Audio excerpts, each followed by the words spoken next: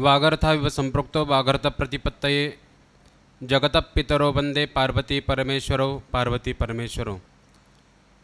अनंतकोटी ब्रह्मांड नायक आशुतोष परशिव परब्रह्म भगवान सिद्धलिंगेश्वरांच्या दिव्य चरणकमली नतमस्तक होऊन ज्या भगवंताच्या प्रांगणामध्ये आपण सर्वजण उपस्थित झालो असे भगवान दत्तात्रेय, त्याचबरोबर या कार्यक्रमाचं आयोजन नियोजन करणारे आमचे ज्येष्ठ श्रेष्ठ ज्ञानवृद्ध तपोरत्न श्री महंत श्री गोपालगिरीजी महाराज, त्याचबरोबर या कार्यक्रमाचं अध्यक्षस्थान स्वीकारलेले, त्याचबरोबर या कार्यक्रमासाठी उपस्थित असलेले सर्व साधू संत महंत यांच्या सर्वांच्या दिव्य चरणी दंडवत प्रणाम करून, त्याचबरोबर या कार्यक्रमासाठी आवर्जून उपस्थित असलेले सर्व सद्भक्तगण, मातृवर्ग, पितृवर्ग, भाविक हो, असं म्हणतात आज दिवस सोनियाचा झाला उदय भाग्याचा, या उक्तीप्रमाणे खरंच आपण भाग्यवान आहोत। आजचा दिवस हा नक्कीच सोनियाचा आहे। कारण आहे ज्या अमावस्याला आम्ही सर्वजण एका भीतीच्या दृष्टिकोनातून पाहतो की आज अमावस्या आली आणि अमावस्यामध्ये काय होतं, पण या ठिकाणी अमावस्यामध्ये निज आत्मबोध ग्रंथाचं ज्यावेळेस आम्ही श्रवण करतो आणि श्रवण करत असताना त्या शब्दाचा अर्थ आहे की आत्मबोध, स्वतःच्या आत्म्याचा बोध त्या ठिकाणी निर्माण होतो। आणि हा आत्मबोध ज्यावेळेस आम्ही प्राप्त करत असतो तो कोणाच्या माध्यमातून करावा, तर संतांच्या सद्गुरूंच्या माध्यमातून करायला पाहिजे। त्या अनुषंगानं या ठिकाणी सत्संगाचा कार्यक्रम आयोजित करण्यात आलेला आहे।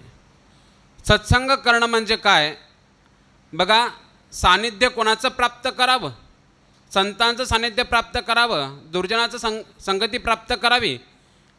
एका ठिकाणी संत सांगतायत की संगती करावी सदा सज्जनाची, सावलीही नको कदा दुर्जनाचे।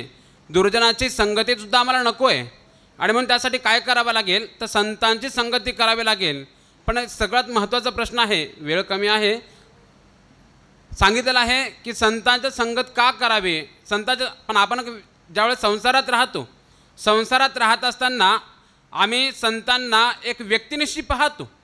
हे व्यक्तीच आहेत, यांनाही जेवायला लागतं, यांनाही खायला लागतं, यांनाही फिरायला गाडी लागते, या सगळ्या गोष्टी यांनाही लागतात आणि म्हणून आम्ही आमच्यासारखं त्यांना समजतो।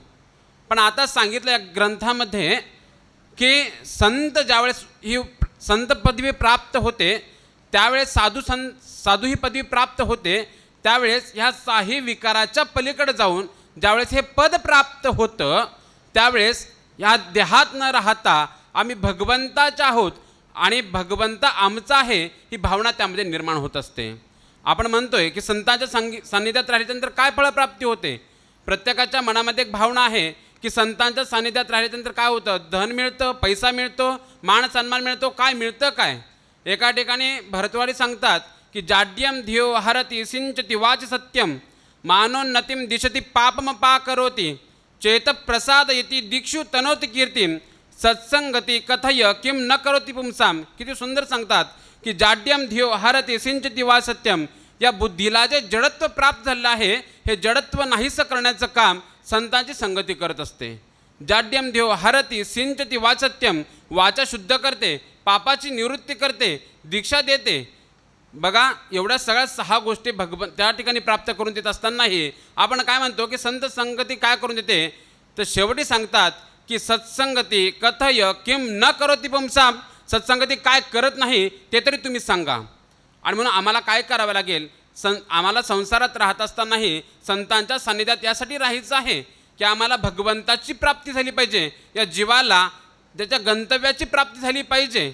त्यासाठी बघा आमचा उद्देश संसारात राहत असताना एकच आहे की धन हे आमचं आहे आणि आम्ही धनाचे आहोत। कारण धनाकडे पाहत असताना आम्हाला देव आठवत नाही, आम्हाला संत आठवत नाहीत आणि म्हणून आम्हाला देवाला आठवायचं असेल तर आम्हाला संतांची संगती करावी लागेल। जोपर्यंत संतांची संगती होत नाही तोपर्यंत भगवंताची प्रचिती, भगवंताची ओळख त्या ठिकाणी आम्हाला निर्माण होणार नाही।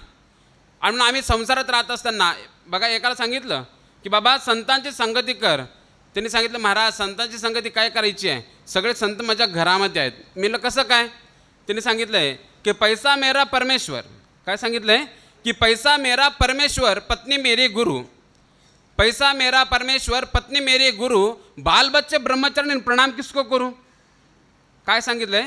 आता प्रणाम करायचं आहे, संतांना करायचं असताना मी व्यक्तिनिशी पाहिलं तर करावं वाटणार नाही, पण त्याला भगवंत स्वरूपातून जर पाहिलं तर निश्चित त्या ठिकाणी नतमस्तक झाल्याशिवाय राहणार नाही. आणि आम्हाला कर्म करायचं आहे म्हणून चांगलं कर्म करावं लागेल. संसारात राहत असताना प्रत्येक जीवाला पैसा लागतो. तुम्हाला पैसा लागतो, आम्हालाही पैसा लागतो. तुम्हाला संसार चालवण्यासाठी लागतो, आम्हाला संस्थान चालवण्यासाठी लागतो. बरोबर आहे. म्हणून धन हे सर्वस्वी नाही आहे.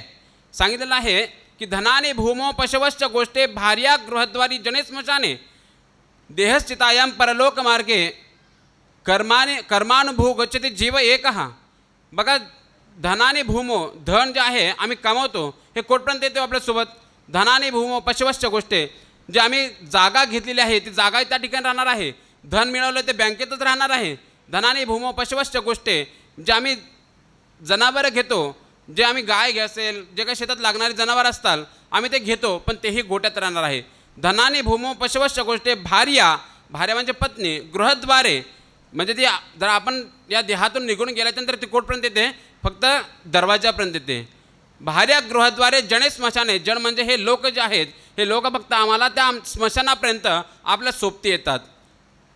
जने स्मशाने देहश्चितायाम परलोक मार्गे, हे देह आहे त्या चितेवर ठेवल्याच्यानंतर ज्यावेळी ते परलोकमार्गासाठी निघाला त्यावेळेस सोबत काय येतं? देहश्चितायाम परलोक मार्गे कर्मानुभो गच्छति जीव एकहा.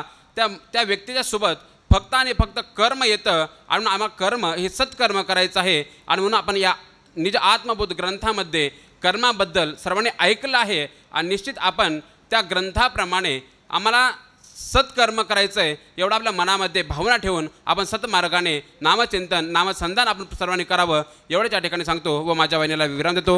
ओम तत्सत, ओम तत्सत, ओम तत्सत.